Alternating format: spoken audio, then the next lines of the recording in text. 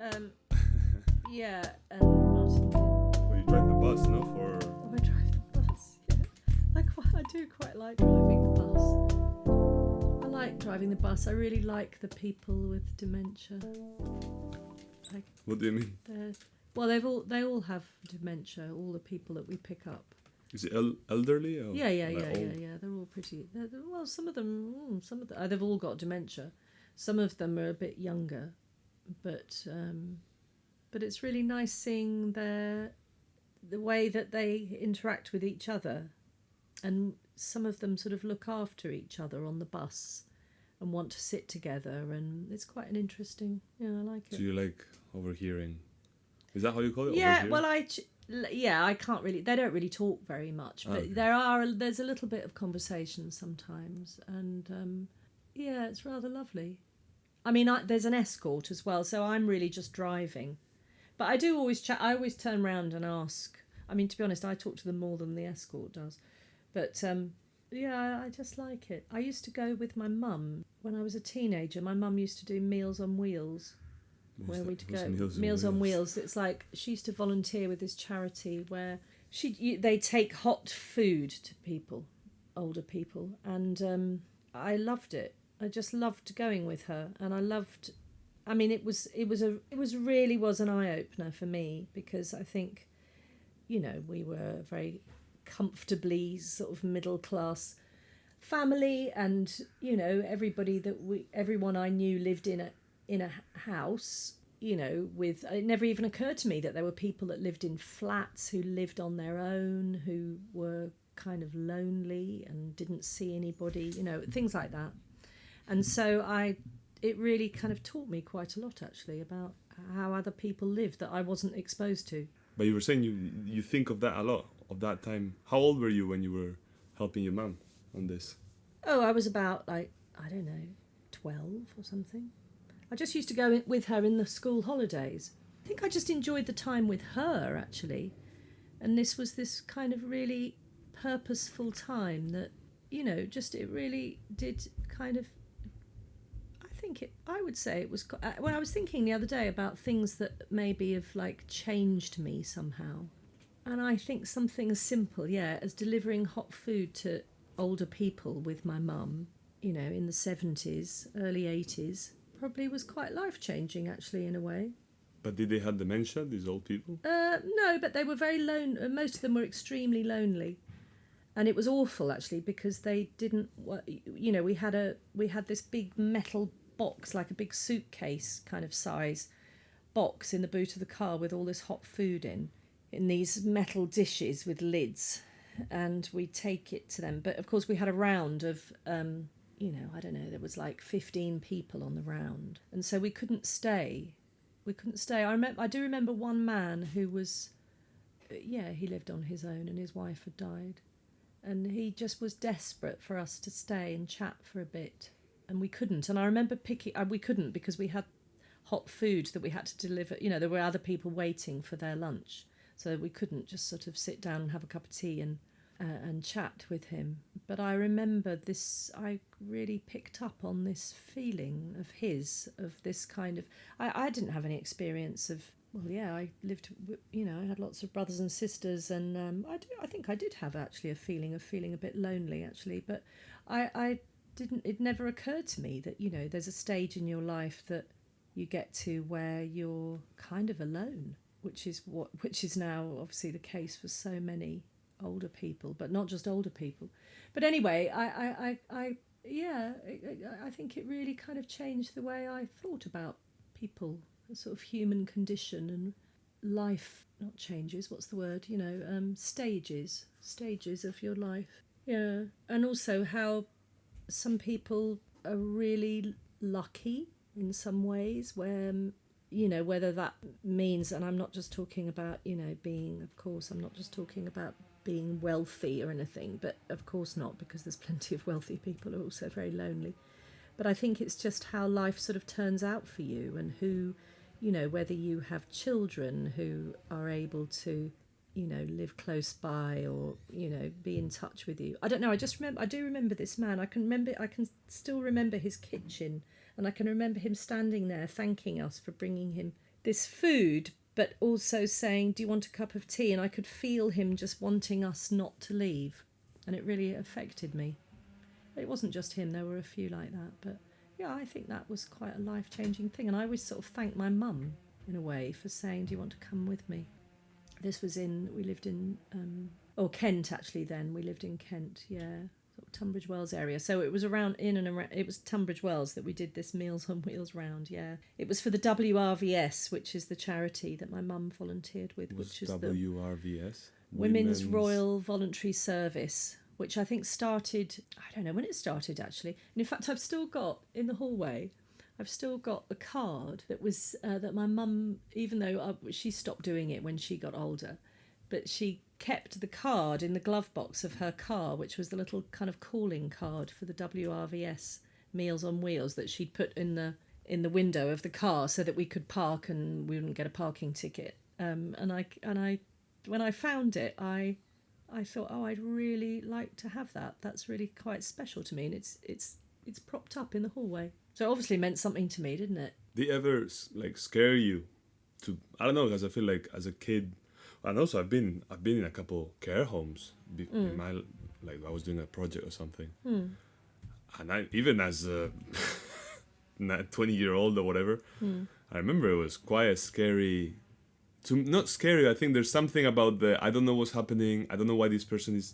Yes, I mean, I think if people aren't exposed to those stages of people's lives, or those kind of environments where a lot of people end up living, it's really shocking. And I think, generally, I think people need more experiences of those kind of places. And I think people get kind of shut away. And I suppose all of this is, Satsuma Neighbour, yeah. I mean, all of these experiences, I think about Satsuma Neighbour and think, yeah, these are all kind of fueling why I'm wanting to do this as well. Especially when people, I think younger people don't think about becoming old, do they? Why would you, when you're young, you're not considering being old and what that brings. Yeah, similarly, if you're not exposed to it, it's shocking. And Would you like to explain what Satsuma Neighbour is? Yeah, so the Satsuma Neighbour is inspired by our eldest son, Stanley, who's in his late 20s, and he is autistic and he has a learning disability. And really thinking about, considering his life beyond ours, which is what I'm often considering. So looking at, but he's quite independent, but he's a vulnerable person and he will need support in his sort of living arrangements. So I'm looking at supported housing for him at the moment, and we live in the middle of London, so an urban arrangement, because lots of people like Stanley end up being moved out of the area where they live, to go and live in sort of rural areas. And I don't think, maybe for some people that's a great solution. For his future sort of independent or semi-independent living arrangement. And there's so little out there, and what seems to happen is that supported living tends to be, the setup is that people have their own kind of bedroom, but they have to share living spaces with other people. And yes, that might work, but I mean, I think it's fundamentally wrong that people with support needs all get housed together for the same reasons that we were saying about not being exposed to like a care home or something. If you don't know how that is, people don't consider other people who have support needs as being people that live within their communities. And why, I just think it's fundamentally wrong. I think it's a form of segregation. And I think it does feel like a bit like thing when I went. I mean, again, care homes are not also very typical in Spain, Italy. I think culturally is seen differently. Yes. Where your grandma would just go to your house. Yeah. And then that will be until the end. Yeah. Your grandma will, most of the time, will be, if they can live on their own. Yeah. And I think that's where we've got it culturally in England or the UK. We've got it so wrong. I don't know how we've got into this situation, but I just think it's not right. And also I think, you know, people who live, our son is not he's not a sociable person, he's a very private person, but that doesn't mean that he doesn't need people. He absolutely needs people around him who he can 100% trust, who can take the time to listen to his anxieties about things, and they might appear to be very small things, but for him they're you know, vitally important things that he needs to have clarity on, and, you know, stuff like that. Anyway, so the idea of Satsuma Neighbour is to not just kind of segregate people, is to create intentional communities, urban communities, where, you know, this is an approximation, where approximately 30% of the people that live in the community have some support needs, but are generally fairly independent.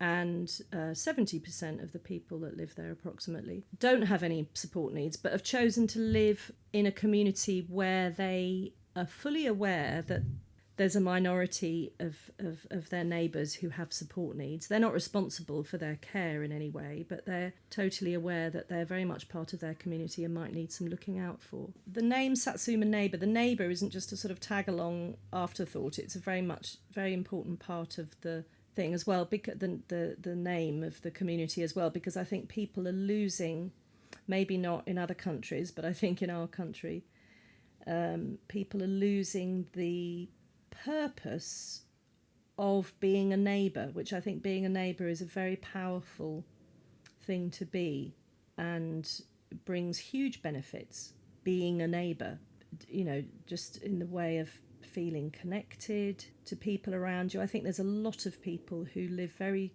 lonely, isolated existences because they don't know their neighbours. I know so many people who say they don't know anybody in their street, or they don't know, you know, I think it's something that's being lost. So why do you think people struggle with that? I don't know. I'm not really sure. I think there's an element of this. I think there's so much stress. I think people have so much stress these days with just trying to exist and trying to make enough money to afford to exist, that I think people are generally kind of pretty exhausted, actually, and just don't have time, or don't feel like they have the time to check in with their neighbours, or just make the time to have a little bit of conversation with your neighbours and find out about who you live with, who lives in your community. And I think it's a really powerful thing. I mean, if I like being a neighbour, I don't know, if you don't make those little everyday connections with people, I just think it's quite a sad existence.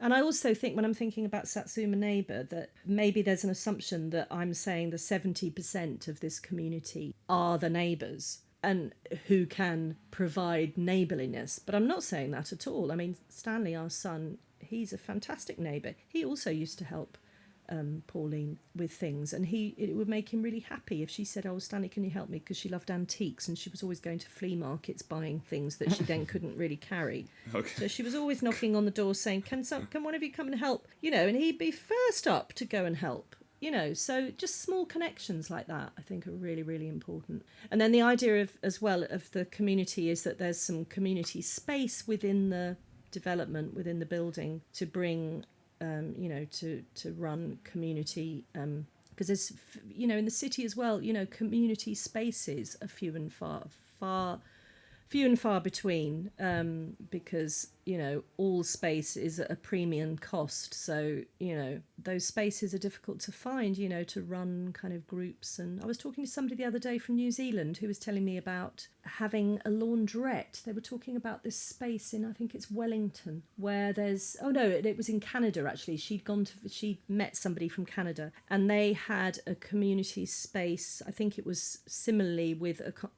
homes, and they had a laundrette in the building, which was open to the public. But it was also, so none of the apartments had their own washing machines, because also it's a lot of investment in putting a washing machine in every single flat that might only get used once a week or once a fortnight. So they had a laundrette downstairs, but the person that ran the laundrette was actually a social worker. So they were...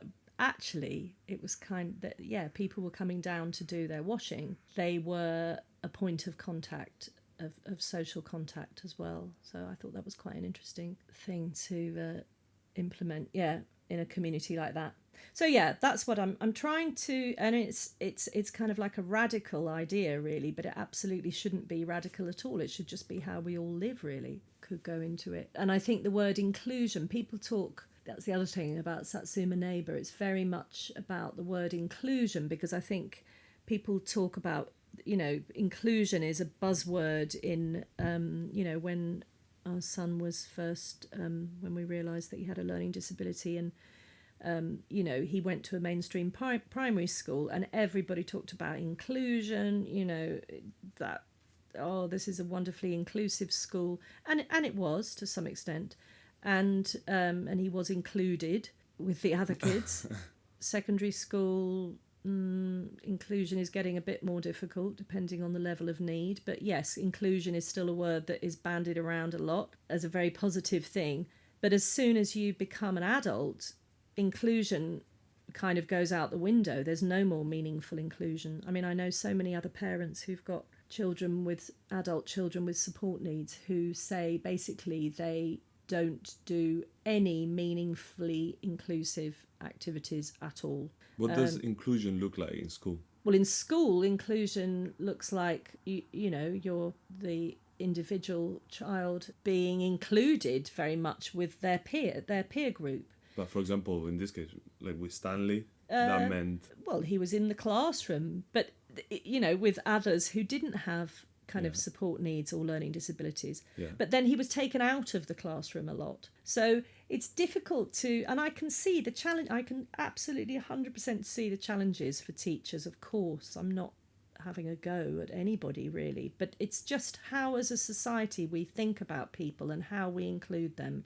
As children, it's easier. I think it is easier to include. But as adults... I mean, I was talking to a woman the other day, and she said that her adult daughter, she goes to a day centre, and she lives in a care home, and they talk about inclusion in the community. But she said there is no inclusion, because what ends up happening is that they all get taken on a minibus. Okay, so they go to a local leisure centre to use the swimming pool. But she said they're not they're still a group of people who are together and actually are not integrating with anybody. They're in a group visiting somewhere and then going back again. And she had, I'm not going to be able to remember now her ideas, but she had lots of good ideas of how there could be meaningful inclusion, but it just really doesn't exist. Well, that's what I meant that's why I was asking. Oh, okay. With the inclusion, because I thought inclusion meant we do something extra that means that, I don't know how, like maybe more meaningful. Whereas the way you described it sounds like inclusion just means, we have this person in the room, and that is inclusion. So like that, for me, is just, they're just in the room. That doesn't mean there's any form of... Yeah. Maybe that's what we're talking about, right? About meaningful inclusion. I think just accept, meaningful... I'm going to forget it now, but there's a brilliant... Somebody said it was all about the difference between autism awareness and autism acceptance. And a young autistic person had said, awareness is that I exist. Acceptance is that you're pleased to see me. It was something like that. It was brilliant. And I thought, that's the difference. And if I think about, and I don't want to think about it, but I have to think about it, and it's absolutely out there, but I think the kind of sort of segregation of people, which is how I think about it, is where, abuse happens. People don't want to talk about that, but it absolutely happens, because I think people are very much shut away, and other people are not used to... people are quite frightened of... I've talked before about, when being on the tube, travelling on the tube with Stanley, and, he doesn't do it so much anymore, but when he was younger, he used to stim quite a lot with his, flexing his fingers in front of his face and stuff like that. And people, even when he was a kind of young, not a young child, maybe, I don't know, a 10-year-old or something, if we were on the tube, And there were quite a few occasions where people would actually get up and move away from him because they were a bit sort of scared of him. And I think, yeah, this is where problems start, is that people are just actually a bit frightened of how to be around somebody who has some kind of clear difference, or maybe unclear difference. It's not good for society, I don't think. Well, that's what I think I was thinking now. I was like, the way that class, not having, I don't know, Stanley in the class. But for me, then, by that logic, the bus is inclusive, right? Because I'm sitting in the same space as a lot of people, but that doesn't mean I understand them, I accept them, and I feel like it's interesting. I mean, I'm sure that there's other things, like when you were saying that they maybe they take him out of class to do some, I don't know for what, but like maybe they had to specialize or have a special, like someone specific, I mean, by to talk with him or whatever at some points. But is what you're saying of like being aware of like me being in the same room as someone, right? Is that's kind of where Yes. getting at a Well, little bit. as far as inclusion is concerned. Yeah. As in what it actually means, whether it means anything beyond when people say it, beyond, oh, yeah, they're in the same room as the other kids. I think it's difficult to explain, and it is difficult because, of course, a lot of people with different needs, higher needs, I suppose, need something a bit different. But I don't see why it can't be that. I mean, I think there are some. I mean, I think, to be honest, Stanley's primary school was a fantastically inclusive school, actually. But there just needs to be more of that in society. I just think we're lots of people live in their kind of bubbles and don't really consider other people's lives. I think that's what it is, and that's what I was probably at the beginning talking about. The Meals on Wheels was me discovering other people's lives in a way that I didn't previously have any awareness of. Is that? And there needs to be more of that happening, I think. How did? Because I feel like now we can get into your photography. Yeah, okay. So. No, that's fine. I really liked it. I think this is great. No, but I think it is, because I was going to ask, I feel like from that experience with your mum, do you think it connects to then how you started into photography? I don't know how you started into photography. How did I start in photography? Well, actually, I started really. My dad, I think as a lot of photographers will say, my dad gave me his camera. We lived in a very rural place, beautiful countryside in Sussex and then Kent. But I was I'm the youngest of 5, with a little bit of a gap between me and my sister, who's next one up from me. And I was quite a kind of solitary person in a way. I always liked my own company, and I did things with my sisters as well, but I also really liked doing things by myself, and I loved walking, and I still love walking by myself, because I love to just stop and look at things, and I can just stop and sort of stare at a tree or something for 20 minutes. And if I'm with somebody else, I won't be able to do that. Really? Why? Oh, I can get quite lost in my thoughts, and just, I don't know, it's just, But why can't you do it? With somebody else? Well, Yeah. just because they'll be thinking, well, I don't really want to stand here for 20 minutes. Can we keep walking? It doesn't really work. So I was always a bit like that. And I was, and we had a dog and we had a horse. But with the dog, I was always like making assault courses for the dog to, I was always making things like that. So anyway, so my dad gave me his camera when I was about 10. And that really changed my life, actually, because I just loved going on. It was probably very sort of, now it would be called kind of mindful kind of experience, I suppose. But I used to just walk and look and photograph things. And I've got a photo of my bedroom. I was like 10 or 11, and I'd completely covered the walls from the carpet all the way up to the ceilings with just hundreds and hundreds of photographs from like magazines, newspapers, postcards, like anywhere, like a massive mixture of photography. And I had this sort of strange thing where I wasn't really aware of photographers. So I didn't really want to research photographers particularly. I mean, I guess I was young. There was no photography in school. That didn't exist. But anyway, so I found myself, my weekends were just full of taking photographs. And I quite quickly was quite interested in connections with things. So I did photograph things just because I thought they were kind of beautiful. Like, oh, I don't know, like flowers or something, probably things like that, trees, probably, I don't know, things like that. But also, yeah, it was in the countryside. So I remember taking lots of photographs of these old, like where the gates, attached to fences that I'd walk through. I'd photograph like close up the mechanisms for kind of opening and shutting because there was some quite old ones near us, and I thought they were quite interesting. I don't know why I thought they were interesting, but I had things like that. So I made collections, and I still do that. I make collections of things. Yeah, and then there was things like I remember my sister, one of my older sisters, she had her first son. I remember photographing a pair of, and I guess I was about, I don't know, 11 or something.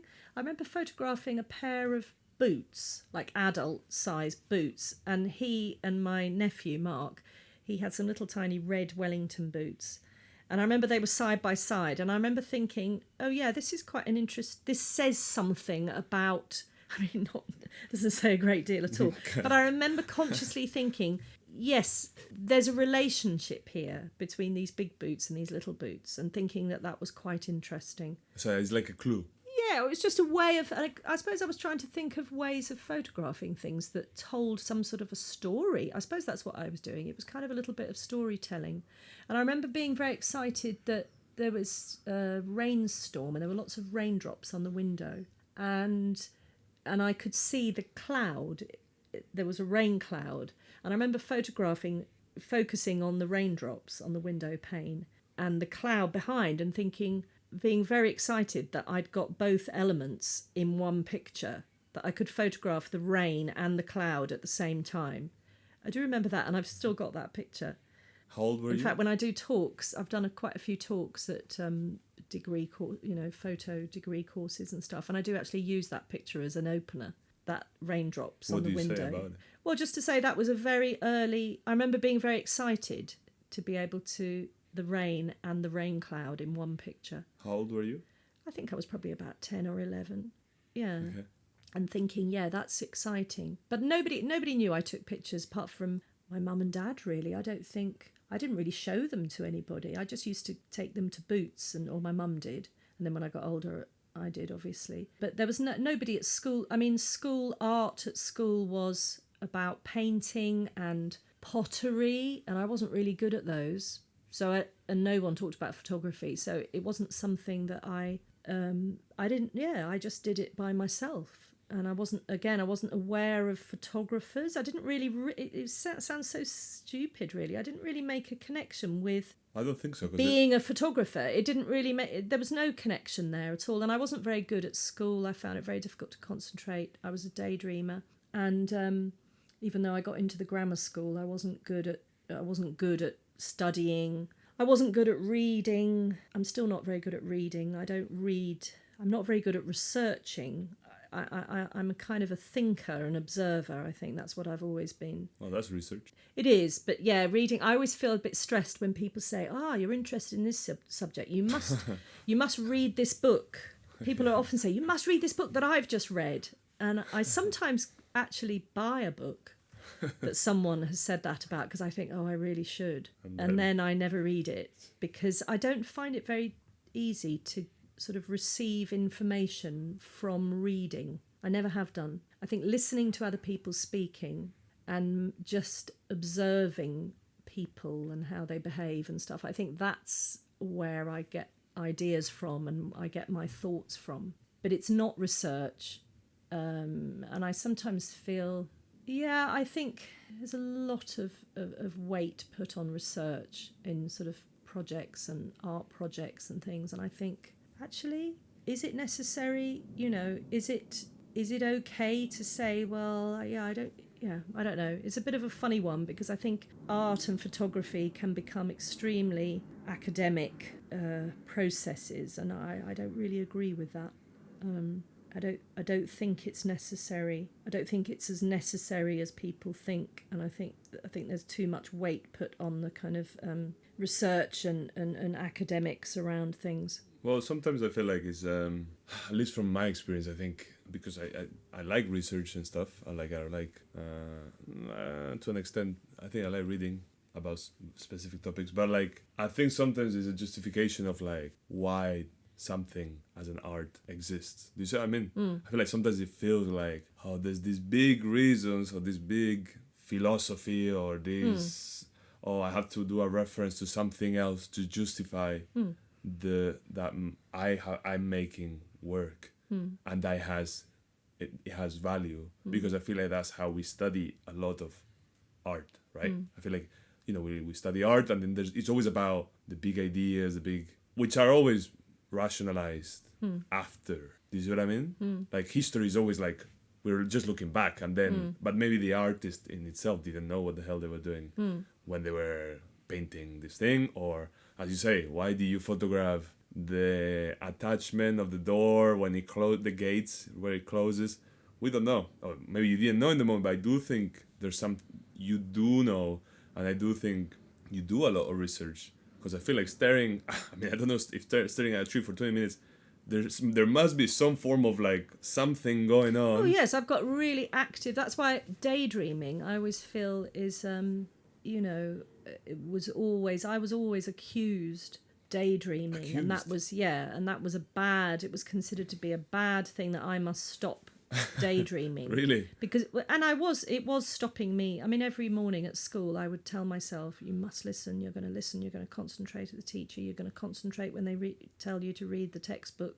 And every single day, 5 minutes in, I'd realise I wasn't listening and I was looking out the window. Oh yeah, I did the same. Yeah, but I wasn't. but now I think, and I've spent, I'm nearly 59.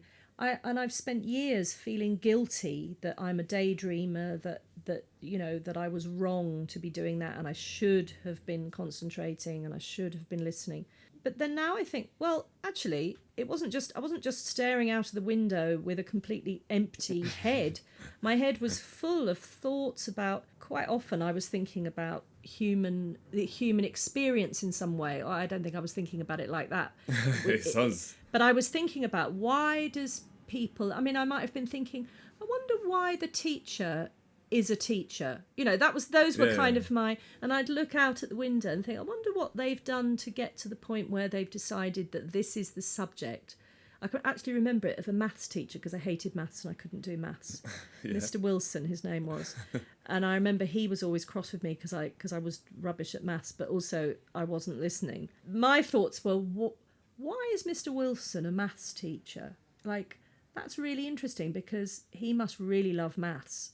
And you hate it. And I hate it. So how interesting that he's a lover of maths. And, that must mean, his brain is working in a different way. I don't know. Those were the things that I was thinking when I was daydreaming. So I was considering others' lives, I guess. I don't know. It sounds a bit lofty, but essentially that's what I was doing. And I guess I still do that, really, I suppose, when I'm thinking about how to tackle a project or something. I don't know. I mean, Satsuma Neighbour, again, I've come to this realisation just in observation and talking to people and hearing about their experiences, or the experiences of, why something has fallen apart. I suppose I'm always thinking about, well, how could it be better? And is there something that hasn't been kind of considered that might... And normally it's just a simple thought. I don't think I'm thinking of anything, radical. It's just, how to simplify things, I suppose, by making them kind of better and more accessible. And I suppose with photography projects, I think some of the things that I'm thinking about, that I want to kind of put my ideas across or help somebody consider something in a way that they hadn't considered. I'm always thinking about how to make an idea accessible to anybody, because I also think, and I don't worry particularly, but I do think a lot of work is, is it really reaching out beyond photographers or artists who are able to, just by the very nature of being a photographer maybe, or an artist, is the ability to kind of think in interesting ways. So I think some projects, if they're only being seen by other photographers and other artists, they're kind of in a bubble of their own. I'm more interested in sort of reaching out to people that might not be able to think in those kind of ways. So how to sort of simplify an idea or, make it accessible. Have you always thought that, even when you were at uni? Have you always thought this way? Possibly, without consciously thinking it. Yeah. I'm always wanting to try and be kind of clear, and I think humour, I've always kind of, maybe recently not so much, but there's an element of humour, I think, probably before I had children and life got a bit more serious. I always thought it was very important, the kind of element of humour in things to kind of draw people in. I think that's a very powerful thing. Like what? What do you refer to? Well, I think my project of Peculiar Convenience, I think that's about a serious subject, but I think there's quite a lot of humour in that. Yeah, and your dog. And the portraits. dogs. The dog portraits. Yeah, absolutely. Yeah, and that's a more recent project, so maybe my humour is coming back in a bit more. Yeah, I that's another collection as well, my dog portraits. But well, to me, I see your work to be in two, not split, but there is, to me, I think, some sort of split, and I think it starts from understanding Stanley and your book about your son, Stanley, one of your sons, and kind of trying to understand autism through a child's point of view, of your son's more specifically. And I think from there's two things, because I feel like in that project you have looking and trying to understand autism, which you'll develop on your project No You're Not, which we'll talk about this now. And then, but I also think there is this side of you are the one making the observations. I don't know how to say it. Do you see what I mean? One, it feels like you're doing a bridge with people, and then the other one where you're interviewing people, you're showing your portraits based, and then suddenly there's the other one where it's pure you seeing things the way you see them, and is the lights left on. Of course, I don't think describing images works very much, so I think whoever is listening to this, just go and look at Rosie's work. But I think there is life left on, and these collections you're talking about, right? Yeah. Dog's portrait. What's the third one? Sorry, the Peculiar Convenience. Yes. And to me, those feel like that's how you see things. And Understanding Stanley has both, in my opinion. If you want to explain what Understanding Stanley. Yeah, Understanding Stanley. Well, when Stanley was diagnosed as autistic in 2000, so he was 3, and I realised quite quickly, that was really out of kind of necessity to try and understand what was happening with him. I did read, or I tried to read, quite a lot of books about autism, and of which there were many more now, but they were very much text-based and didn't really seem to describe him. I realised there wasn't actually anything out there that tried to explain in a kind of visual way, or in any way, how life might feel for him. There was a lot of stuff about how to correct, and very much that's what was happening, 25 years ago. It was all about how to sort of try and stop these kind of unusual behaviours, or how to stop this, or help him do this, or help him communicate better, or various things. There wasn't really anything at all that I could find that was about how to try and put across to other people how life might be for him. What was he experiencing? So I had an exhibition that was actually before he was diagnosed, that was called A Boy's Eye View, and I was looking at, he was about 18 months at the time, and I was looking around at how an 18-month-old child kind of understands the world, how they make sense of the world around them without actually being taught things, and how much a small child just kind of learns things just by being in this world. And so I was looking at various things like, how does a child know that, one of the images I took out of the back door, where he used to spend a lot of time standing at the back door looking through the glass, and we had a pink plastic, one of those kind of windmill flower things, a plastic thing that was stuck in a pot. But then there were also, in the image, there's also lots of other pots of real flowers, geraniums, and I don't know, lots of other flowers. And I remember thinking, how does he know? How does he know, if he does know, that the plastic flower isn't real and that the others are real? And if he doesn't know that, how is he going to learn that?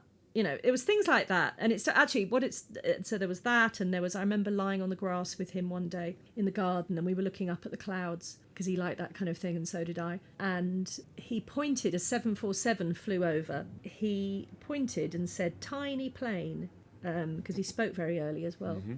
And I remember thinking, wow, yeah, that's not a tiny plane. That's actually the biggest plane that exists at the moment in the skies. So I was thinking, how does he know that he's viewing something that's a very long way away, and he doesn't have the ability yet as a 18-month-old to understand the perspective and the perception of something that's far away that's actually very big.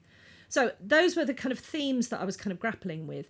And then 18 months later, he was diagnosed, and I realised that this work that I'd started was actually very much about autism, really, and about all those concepts that, to be honest, you know, even as a 27-year-old now, he grapples with those, well, things like emotions, perspective, reality, things that are real, things that are not real, you know, still things that don't come that easy to him in some respects. So I just thought, wow, I've been making this work that's kind of about autism, and maybe I can expand on it and try and do something that's kind of helpful for people to see, to actually kind of get under the skin of what it might be like.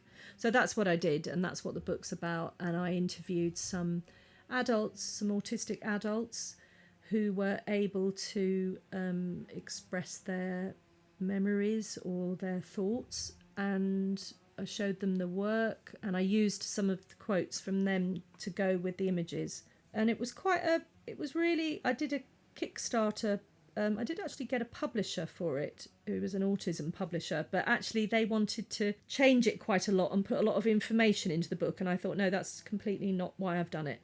So I did information as in, well, I'm going to close for a second because there seems to be a concert of drills. Okay. No. Sorry. No, it's fine. Am I talking too much? No. No. Well, that's the point. I'm just looking at the clock because we've got an hour. That's good. You were talking about trying to get it into a publisher. So I did it. So in the end, I did a Kickstarter, because they wanted to put too much information. Oh, they wanted to. Yes, and there were a few blank pages in my sort of design, which were really sort of breathing spaces, so that people could actually make considerations as they were working, kind of as they were going through the book. And they were like, "Oh, there's no words on that page. That won't work." Anyway, and I just thought, "Oh no, that this is not going to work if you're going to say no. We have to put words on each page, because otherwise people will call us and say there's something wrong with this book. There's an empty page." Or I don't know. Okay. I just thought, actually, I don't really want you to publish it. I'm going to do it myself. Okay. So that's what I did, and I sold about 12. I think I did a print run of 1,200. Or I think it was 1,000 actually, but I think they overran and did another 200 anyway. So I think in the end I had about 1,200 copies, and I think I've got about 3 left now. But it was quite a groundbreaking book, basically, for autism, and it was published in the Guardian magazine and a couple of other places, and and I had tremendous feedback from it, from lots of parents who were trying to, I guess, understand their autistic kids, but also a lot of autistic adults who were just really thankful, I guess, that I'd spent the time making such a piece of work that considered, them and their experiences. So it was a kind of, I'm very proud of it really. How do you see it now? Yeah, there's some of the language, there's not many words in it. Some of it I might have worded, I probably would word slightly differently now. It's 10 years ago. It was 2014. So I spent about 14 years worth of work over not constant, but over a span from Stanley being 18 months to I think he was about 15 the last picture. Yes, I still really stand by it. But knowing you're seeing Stanley now, yes, grown up, I think it's still very relevant to. I think it's still, I was thinking of him more as a child, but I think it's still. That's really annoying, isn't it? That There's a beep beep beep beep. It's beep, a beep, beep, it's somebody's it's a It's- smoke alarm, I think. It is what it is. Like it's just a festival of noises. As soon as you Yeah. bring out a mic, Yeah. all the noises of the world come out. I don't know if I want to talk That's about. fine. No. I'm just thinking, is this the opportunity for me to talk about myself? No, I know think what it's. to say. I think so. I Um, think you understand yourself through Yeah. Stanley, and I think Well, it was a very visual. It was 100. To me, it was very important to make something that was visual, and I guess I'm a sort of I'm obviously a visual person, and I suppose I've learned a lot by observing things from a visual perspective, and I guess that kind of makes sense of that. But that's why I think there's these two. For me, I don't know. It feels like part of one, and I feel like with understanding Stanley, Yeah. it does feel like there is this side where, like, actually the observations you make, it's difficult to tell what is being observed by you or Stanley. Yeah. Do you see what I mean? Yeah. When you look at, there's images of some toys, and to an extent, if you look at your other work, it's difficult to differentiate. I don't know. There's a picture of like this drawing of a smiley person, or like there's some things I cannot explain it, because also I think that's the beauty of the work. I think it's so visual that it's difficult to explain, but there's something, and I think it's the same with your collections. It's like, why is there something here in the lampposts? You have this project where there's lampposts, street lights that are on while there's light in the back. And I don't know how to say, like, No, it's good. I really enjoy listening to your, because I don't really understand anything of what I do or why I do it. So it's very nice to have somebody else kind of make an observation about what might be going on. Well, but that's what I mean. For example, you could have the light, this one of the street lights on. That could be in Understanding Stanley, and it would fit Yes. perfectly. Oh, I see. Yes. Do you see what I well, mean? there is one. Yes. Well, I could talk a bit about the lights left on, and yes, I mean Stanley used to look at light, and I was always interested. He used to stare at lights when he was young. He doesn't do it anymore. Was interested in what he was doing, and it would just interested me that light. What is light? I mean, crikey, you could do a PhD on that, couldn't you? Well, I couldn't, because I wouldn't be able to do the level of research involved. But anyway, it's, is light an object, or is light a tool? I suppose that's what kind of got me interested. That I think people consider the design of lights, from a kind of product design kind of point of view. But I'm not sure how much people think of light as a sort of a thing in itself. It's a tool, so that we can use the light to enable us to do all the other things that we need to do that need to be lit. So Stanley staring at lights for a long time kind of really interested me. And so there is a light that was actually outside his grandparents, Martin's mum and dad's house, the light that's in the book. Yeah, when we were just coming or going and on the pavement, I remember him looking up at the light, which was very often on. It was one of these lights that stays on during the day.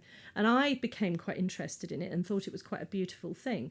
It was sort of under a tree, and it was kind of this really ugly concrete light. Yeah, I got quite interested in the idea of lights as an object. And then I realised I was noticing lights that are left on. And I don't really know why they're left on, but, street lights and stuff, I don't know if it's some sort of malfunction or, but you start finding there are lights that never seem to go off. And then I started thinking about, God, how much electricity is being wasted with these lights on? And that sort of that was troubling me.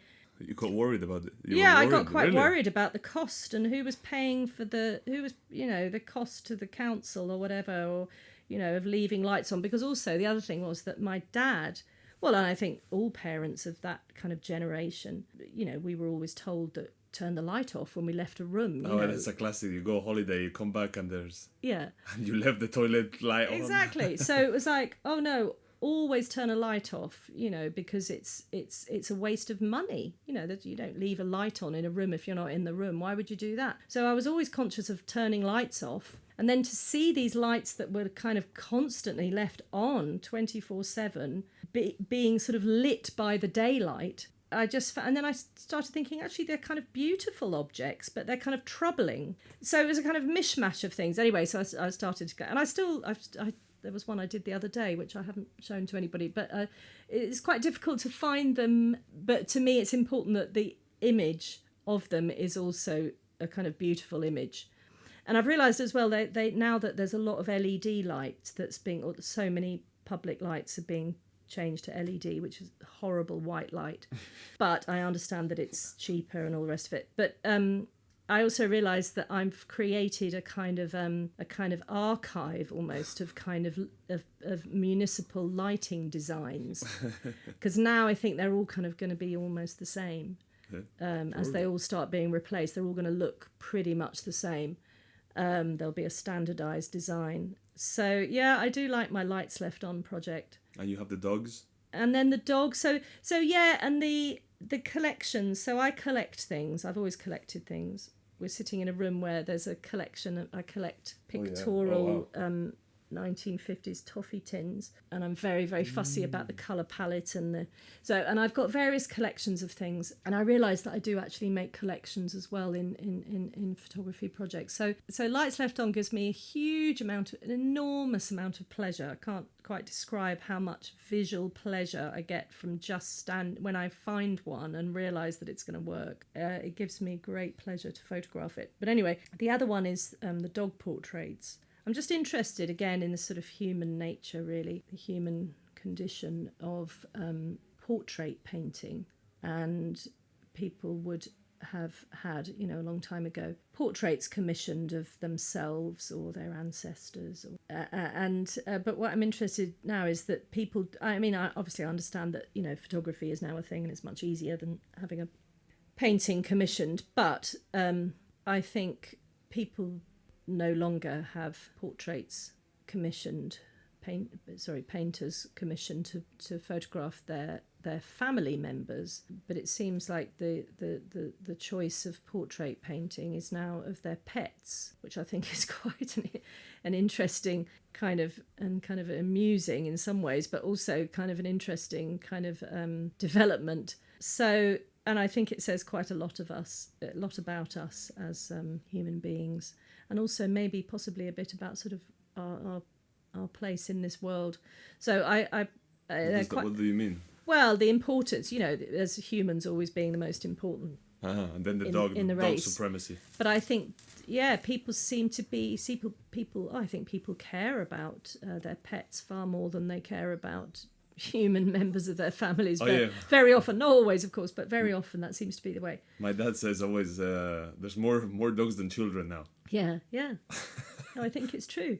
And people, I think people talk to their pets more than they talk to their own family. I think this is especially in England. Yeah, do you? Well, I don't know. I remember reading this book called How to Be an Alien, and it's kind of a joke. I think it's a Dutch person that wrote it coming to England or something like that. It's a very old book, but it's still one of the descriptions, which is how to fit in English society. Oh, really? And then one of them is, if you go for a walk with another person, you don't talk much. But if you go with your dog, make sure you're giving your whole life speech to your dog.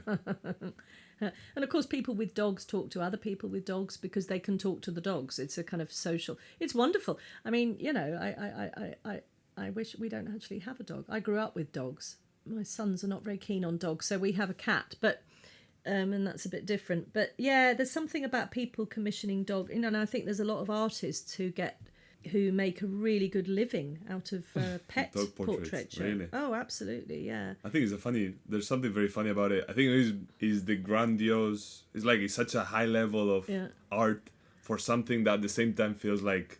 I mean, I never had a dog, so then maybe I can't talk. But at the same time, it feels like, it's just a dog. And I don't know why. And I know it's not just a dog, whatever, for the owner. But I think that's the fun of the project, in a way. Yeah. So it's another. I guess I like projects that say something serious but are also quite funny. I think that's kind of what I'm trying to do. And I think the dog portraits particularly do that. And I'm quite particular. It's difficult to, so if anyone's listening and they've got one or they know of one, please let me know, because it's so basically I photograph the dog portrait in situ in the person's home. So it's very often over the fireplace, or quite often in a very prominent position in their home. Whatever it is in the house, no? Yeah. Well, yeah, wherever it is, but very often it is somewhere very prominent. But initially I thought, well, it doesn't matter, it can be any sort of dog, and I'm not really concerned about whether it's a good painting.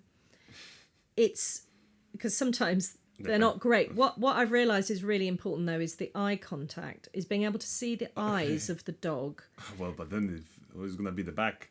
Yeah. How can you not see the eyes? No, I'm saying, well, sometimes the dog's like looking, well, I think if you could just, it doesn't have to be looking back at the viewer. I think it helps if the dog, if there is like clear eye contact between the dog, Okay. because there's also quite, anthropomorphic kind of features. It feels like you're really looking at the dog, and the dog It's looking at you. and the dog's looking at you. And I think, maybe it's a bit of a leap, but I think about climate catastrophe and environmental stuff, and I sort of think I feel like it is saying something to us. I think the dog is looking at us like, look at yourself. Yeah, Look and the what you're dog doing. has got importance because the dog has had a painting, commissioned.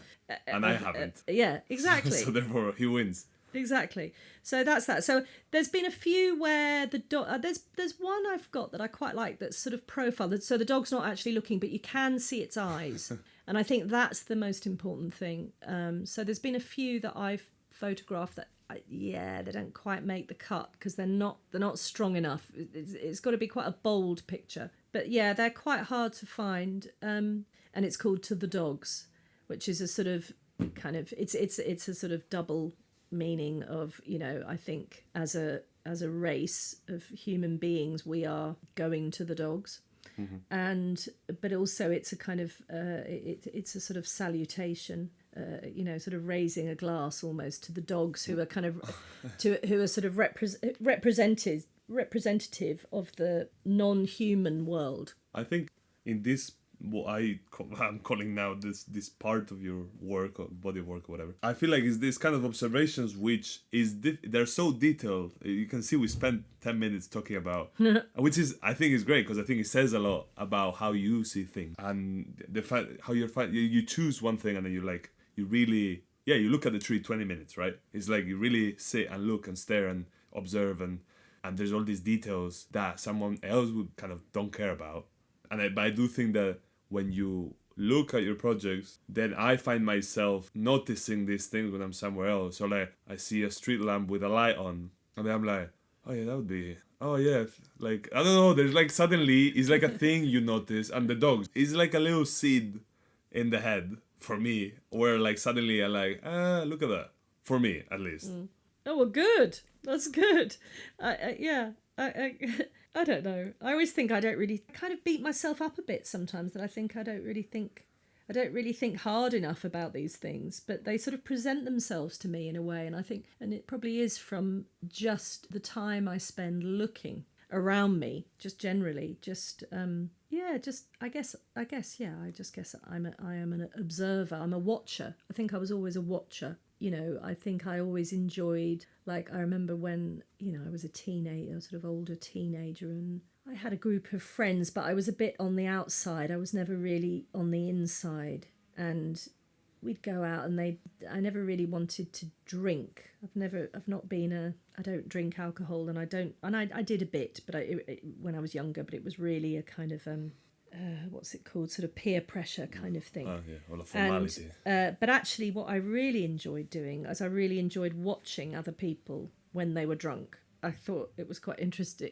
So I kind of created myself a role with my group as I'd be the one that didn't drink, but I was the one that could remember what had gone on at a party, or, because I'd be watching. So not quite taking part. I feel that quite a lot where in situations I feel like I'm not quite taking part, but I'm there to watch. And I suppose the older I get, the more comfortable I am with that. Whereas before I probably did it a bit, but then thought, oh no, I've got to be very much joining in. somebody was talking, lots of people are talking about Glastonbury this week, and because it's on this weekend, and I just keep thinking, oh, thank God I'm not there.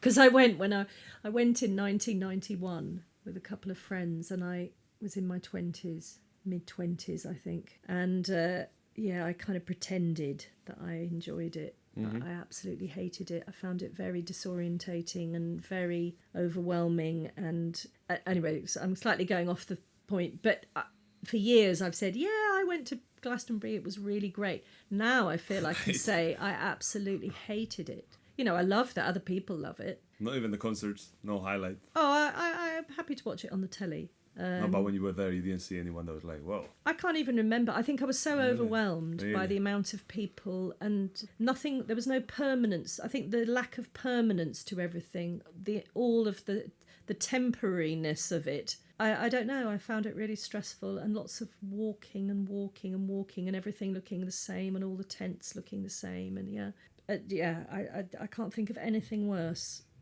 than going to Glastonbury now. Are you going? I'm not going. It's too expensive. That's the other thing. And also, it's impossible to get tickets or something like that. Like, it's very difficult. Here is the thing. I just go home. I just go to Spain. I just go back home in Spain, and maybe the day I earn money to be spending, I don't know, how much is it? 500 quid? Oh, I don't even know. I think nowadays it's like 500. I think it's like just crazy. 5. It's like a whole holiday. I'm like, I'd rather go somewhere else. I won't see, I don't know, whoever they're putting, Elton John playing his piano, but I think I'm fine. Anyway, that was a bit of a distraction from. I think being true to myself. I suppose that's what I'm saying. Well, that's what I was going to say. That I think this goes very well with talking about No You're Not, which is you being commissioned by. Yeah, well, I started it as a project myself. So No You're Not is a portrait project, really. And I think one of the reasons why I started doing it as well is that I never thought of myself as a portrait photographer, and I didn't find it comfortable photographing people, in a kind of formal sort of portrait sort of way. I was always more interested in things that were about people, which I still do. But I kind of almost set it up for myself in a way after I'd had the idea to do it, to kind of make myself better at portraiture. But anyway, I used to run with a friend. We used to run a support group for parents whose children were autistic. And I remember one day this mother said, and this is like, I don't know, about 10 years ago now, maybe less. No, yeah, probably is about 10 years ago. And I remember this mother coming in one day and saying, she said, I'm really starting to wonder if I might be autistic. And I remember in the room, this kind of almost like palpable shock that a woman who's a parent who, had a job and was sort of able to come to a support group, and I don't, like a functioning adult. I remember us just thinking, I remember not saying this, but I remember thinking, really? Like being a bit shocked that somebody like that, who was kind of, an educated person, as I say, who had a child, who clearly therefore had a relationship of some sort, possibly was married, I don't know, was saying they were autistic. I remember us all being a bit shocked at that thought. And then afterwards, a few of the other mums also kind of saying, and it was basically mums that came along, kind of saying, yeah, I wonder that as well sometimes. And so it sort of became this topic of conversation. And it was just at the very early, 10 years ago, I think it probably was about 10 years ago, people were not, people did not consider, people considered that it was very, very rare for a girl or a woman to be autistic, and everyone was certain that it was kind of, the ratio was like 4-1 boys, predominantly boys and men, and so it was a bit of a revelation. Anyway, so I left it for a while, but then I did couple of years later, I thought, okay, this is something that is starting to be talked about, and it's quite shocking that women are not being picked up as being autistic. So I thought I'd start a project specifically interviewing and photographing autistic women who had quite success, had quite a lot of success in like school, career. And it started off really, I was looking at kind of careers that I thought, because the idea was that, you know, if you're autistic, then you must be a mathematician or a scientist, or, you know, like a genius. Was yeah, there yeah. that film? Was the film? Oh, Rain Man. Rain Man. Yeah. Yeah, or yeah, all of that. So I started doing, and then realised, of course, that anyway. So this, I think I started it in 2018, and it was really difficult to find anyone at the beginning because women did not want to disclose that they were autistic, because, and that's where the title came from, they realised that they expressed that if they did disclose to anybody, even just the suggestion that they were thinking about it might, you know, fit them, to a colleague or a friend or a family member, that they were told, no, you're not. No, you're not. No, you're not. You know, you can't be. You, or even a GP, actually. And this is still an issue. This is why I'm still doing it. You know, you're not autistic. You know, you're a woman. You can't be autistic. You can't be autistic because you make eye contact. You can't be autistic because you're sociable. You can't be autistic because you've got a job. You know, you can't be autistic because you've got a degree. You know, all these things. And I realised that there was a lot of women out there who are autistic, who were not able to get any support really, or any understanding or belief from anyone. So anyway, I started this project, and I photographed about, I think in the end it was about 8 women, and that's the first time. That's the first time, yeah. So it was my own project. And then I went to the Wellcome Collection. Well, I was having a conversation with somebody from the Wellcome Collection and telling them about the project. And they suggested that I apply for some funding, which, anyway, to cut a long story short, I got some funding from them to develop the project with another 6. Well, they said another 6, and I ended up doing 12, but because I always over-deliver.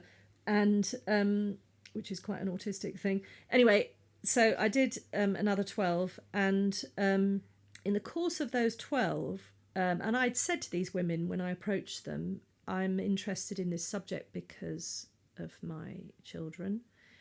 And a lot of these women, and I'd spend a couple of hours, 2 or 3 hours chatting, you know, interviewing, photographing.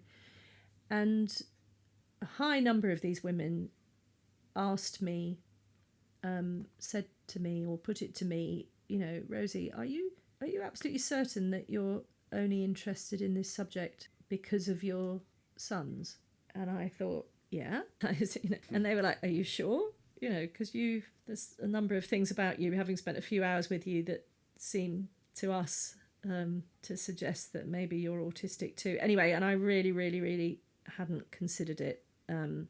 I that's probably not true. I probably had considered it, especially as it became clearer during the course of over the last probably 5 years, that, you know, autism is very much a highly genetic.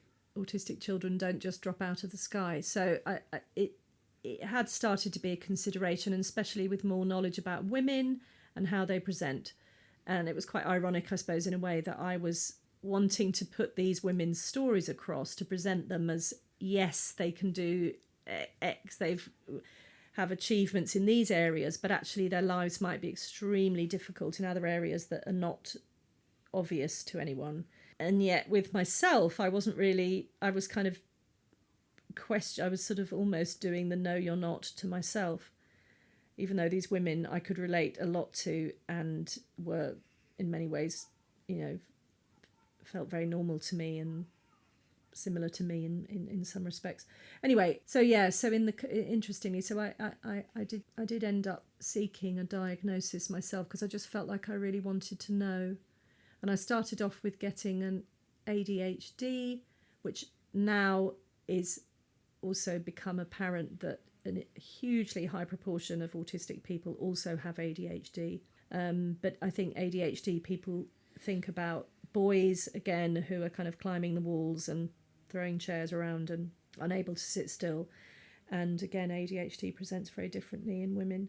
I think the problem with ADHD is the name, actually, ADHD. It doesn't really explain what it is. Anyway, so I have inattentive ADHD, which explains a lot about my inability to, my daydreaming.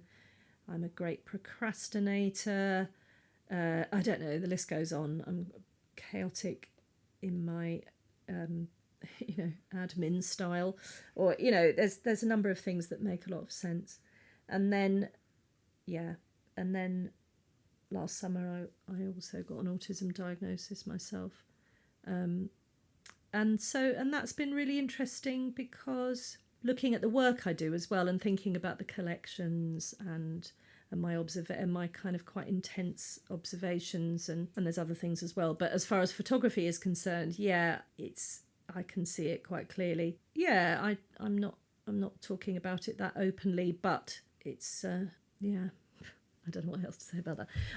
I've gone down a route, but that's all right. I was gonna ask you, like, because you were saying you were trying to get better at portraits. How are you when you're shooting? Yes, well, one of the interesting things about portraiture for me is I don't like change, and I've had the same camera for about 30 years now, which is a Mamiya C330 twin lens waist level viewfinder. And what I've realised is that it's the not sort of holding a camera up in front of your face and pointing it straight into somebody's face, which is essentially like giving somebody full eye contact, over a number of long seconds or minutes, which I find very uncomfortable. I've realised that the distance, the kind of, the sort of break or the distance that's achieved by not looking down into the camera. Because you have to look down. So then there's a mirror.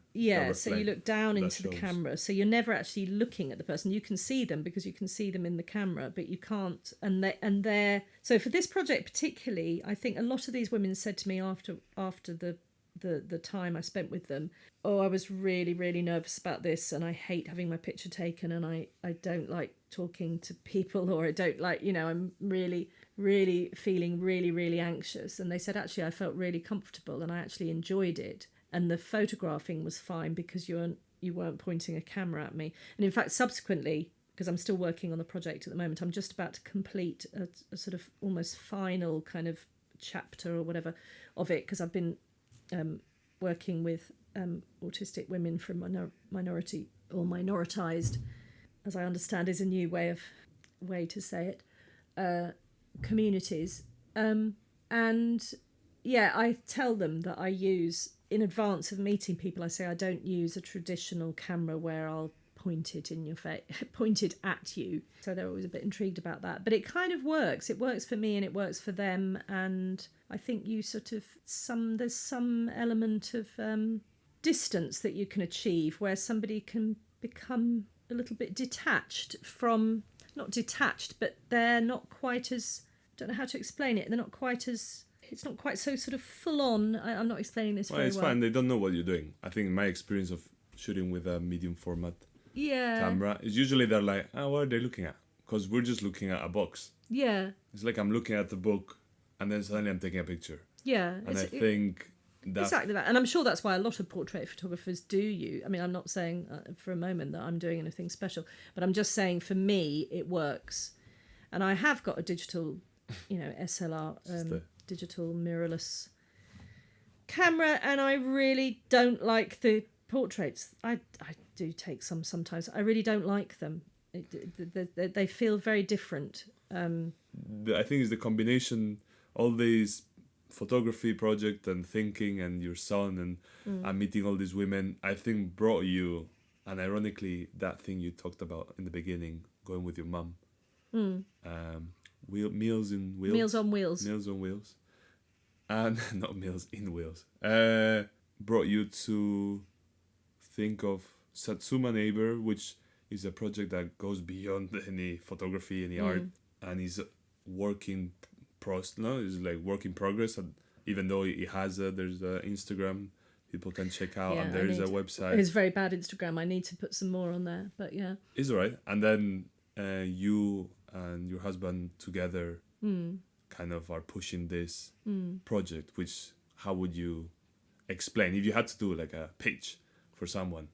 Yeah, okay. So it's a huge mountain to climb, but one that I'm prepared to keep climbing. But it's and it might take 10 years to make it happen. The idea is to create an inclusive neighbourhood in the inner city, where an intentional community where 30% of the members of the community have some support needs, albeit they're quite independent, and the rest of the community don't have any support needs, but are very much aware that some of their neighbours do.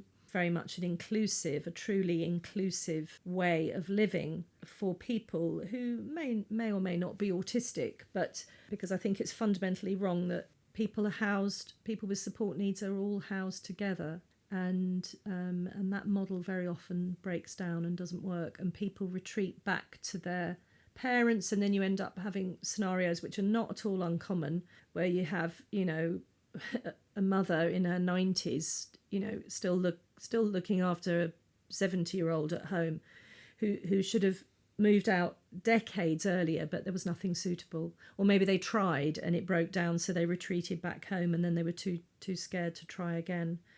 So it's quite a radical model, and addresses kind of isolation, I think, in society generally, and affordability and sustainability. And when I tell people about the project, they understandably straight away think about somebody they know that it would be brilliant for, or, oh, my friend's got a son with Down syndrome and she's wondering about where he's going to live, etc., etc. But actually, I think it's also very much about, friends who've got typically developing children. They're wondering, where are they going to live? Because nobody's going to afford in the city to be able to buy a place. Nobody else going to be able to afford to rent a place. Yeah, no one to rent. So it's like just really thinking about how are we living, and considering how we a better model of living for society, and the percentages, the sort of 70-30% approximate kind of split, is really just a reflection of society, and who lives in our neighbourhoods, and do we include them, do we look forward to them, to seeing them, do we care about them, or would we rather they were just shut away and segregated, which I think is kind of what is happening and is not good. It's obviously not good for them, it's definitely not good for society. Yeah, I think that's a good summary. So if anyone that's listening to this, I don't know who listens, but you never know. Yes, please get in touch. We've had, I'm having an enormous amount of interest from people. We've got a website, satsumaneighbour.org. Oh yeah, and the photograph I mentioned, because this is not a photography project, but when we were thinking of a name for Satsuma Neighbour, and we did not want it to be called something like Inclusive Housing Solutions, or anything like that, which would be... Sounds clinical. And my husband Martin, who's a brilliant creative person, and he said to me, how about Satsuma Neighbour? And I said, wow. I said, that's a fantastic name. I said, why? And he said, well, why not? He said, it's just a great... Satsuma's a nice word. It's a great colour. It's a fruit. It's just a good name. And I said, post-rationalisation, of course, but I said, wow. And I said, do you remember when Stanley was about 3, just about the time that he was diagnosed, he used to line things up, which is a very autistic thing, of course, and he used to peel satsumas. He's always been incredibly careful and particular with things, and he used to very carefully peel his satsuma, and then he'd take all the pith off each piece, and then he'd line them up beautifully around the edge of his plate, and then eat them from one end to the other. It was kind of like a beautiful kind of design. It was almost like, and also Stanley is a fantastic artist himself with a great sense of design. So I sort of think that was one of his kind of early designs, was his lining up his satsuma pieces around the edge of the plate. Anyway, and I said to Martin, I said, my God, I said, somewhere I have a photograph that I took of Stanley over the top of his head, sitting at the kitchen table, of his lined up satsuma pieces. So if you look on our website, you can see the picture, that beautiful photograph of him and his beautiful satsumas. And also I think Yeah, if you open a satsuma, I think a satsuma is a fruit. You know, if you were eating a banana and you were with a friend, you wouldn't say, oh, take a piece of your banana off and hand it to your friend and say, would you like to eat a bit of my banana? And you wouldn't hand over your apple to a friend to have a bite out of. But I think you absolutely would and do. There's something about a satsuma that you open it up and you open it up and it's under the peel. There's a sort of close-knit community of pieces, individual pieces, but also I think there's something about it that makes you kind of feel that you want to share, which is kind of beautifully symbolic as well. So anyway, so that's our kind of vision really in a nutshell, a sort of shared lives, respectful shared lives, in an intentional community, inclusively in the city. So have a look, satsumaneighbour.org, and get in touch if you're interested or could help in any way. We're making quite good headway at the moment. That's my latest project. Amazing. That's it. I think that's great. Okay. I think it's a good ending. Brilliant. Okay. Brilliant. Thank Amazing. you. Gosh, that was a lot of Round of talking. applause.